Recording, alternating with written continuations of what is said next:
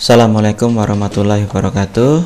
Di video tutorial kali ini saya akan menjelaskan cara melakukan analisis independent sample t-test dengan bantuan software JASP.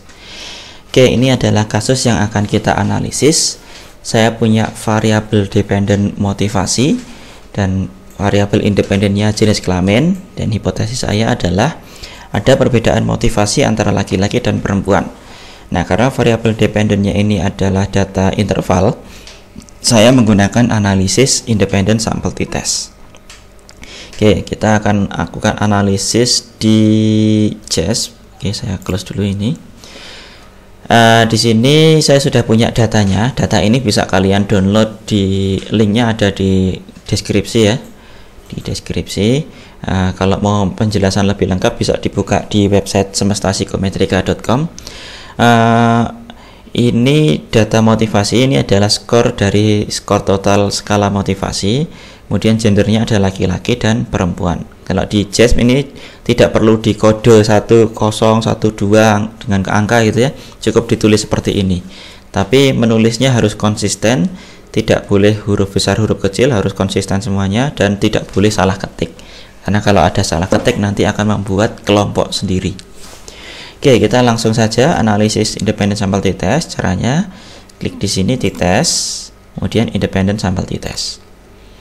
Kita masukkan gender di grouping variabel, kemudian motivasi di variabel. Oke, nah saya akan zoom. Hasilnya ini ya, P-nya kurang dari 0,01, berarti dia signifikan. Berarti ada perbedaan motivasi antara laki-laki dan perempuan gitu. Nah, tapi kalau independent sample t-test ini adalah tes parametrik ya, statistik parametrik. Jadi sebenarnya ada asumsi yang harus dipenuhi. Asumsinya apa? Yaitu normality dan equality of variance. Nah, di JASP ini sudah disiapkan langsung di sini asumsinya. Kita tinggal klik di sini, outputnya sudah langsung keluar. Nah, untuk asumsi normality, analisisnya menggunakan Shapiro-Wilk.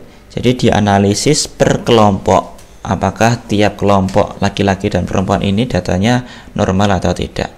Nah, cara membacanya gimana? Kita lihat nilai P-nya. Kalau nilai P-nya ini lebih dari 0,05, berarti data kita terdistribusi normal atau asumsinya terpenuhi. Nah, di sini P-nya semuanya, ini saya zoom, P-nya semuanya di atas 0,05. Artinya asumsi normalitas terpenuhi. Nah, asumsi yang kedua adalah asumsi homogenitas. Di sini menggunakan Levin test.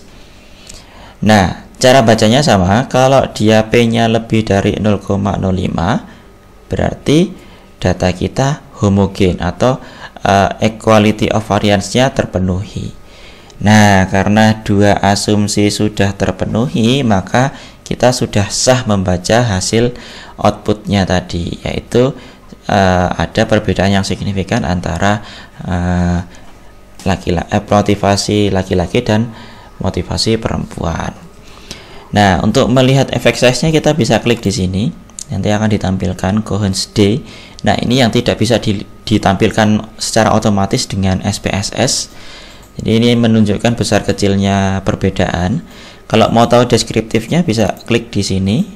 Nah, akan muncul statistik deskriptif. Jumlahnya laki-laki berapa, perempuan berapa, rata-ratanya, standar deviasinya, standar errornya gitu ya. Nah, kalau dari sini kita tahu bahwa perempuan memiliki motivasi yang lebih tinggi dibandingkan laki-laki. Kalau mau ditampilkan plotsnya bisa juga. Ini laki-laki rata-ratanya di sini, perempuan di sini. Garis ini menunjukkan standar error. Nah, karena standar error antara laki-laki dan perempuan ini tidak bersinggungan, artinya tidak bertabrakan gitu ya. Nah, makanya mereka memang benar-benar berbeda secara nyata. Jadi perbedaannya itu bukan karena error semata. Tapi kalau ada persinggungan, nah bisa jadi perbedaan yang terjadi itu karena error semata.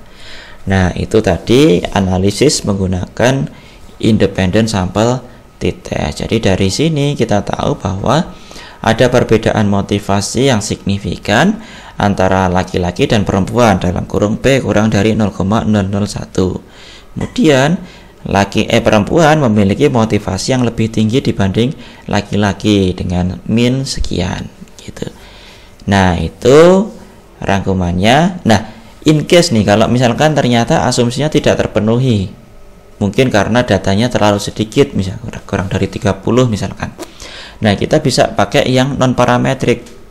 Non parametriknya juga langsung ada di sini, yaitu Mann-Whitney. Nah, kita klik di sini, di output akan langsung ditampilkan. Membacanya sama. Hasilnya juga ternyata sama saja. Oke, demikian tutorial singkat dari saya. Semoga bermanfaat. Assalamualaikum warahmatullahi wabarakatuh.